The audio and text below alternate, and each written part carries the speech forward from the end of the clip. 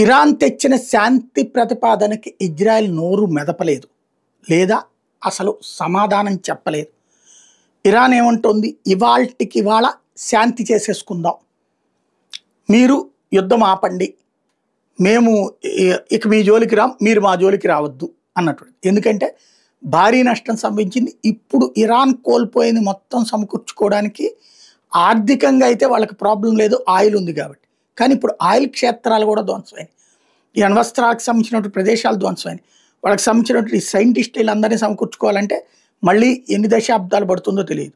సరే, బాగా డబ్బులు పోసి ప్రపంచం అంతా తీసుకురావాలన్నా కూడా కష్టమైనటువంటి పని. అట్లాంటి సిచ్యుయేషన్లో ఉన్నారు వాళ్ళు. కాబట్టి ముందు తొందరగా విముక్తి కావాలని కోరుకుంటున్నారు.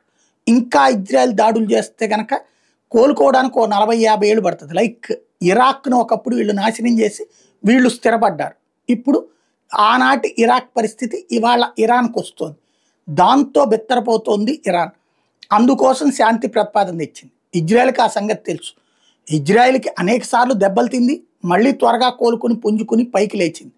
ఇరాన్ని కొడితే పైకి లెగలేదని తెలుసు. దానికి సాక్ష్యం ఇరాక్ స్పష్టంగా కనబడుతోంది, ఆఫ్ఘనిస్తాన్ స్పష్టంగా కనబడుతోంది. కాబట్టి ఇప్పుడు తమ దాడులు ఆపే ప్రసక్తి లేదని పరోక్షంగా తేల్చి చెప్తోంది.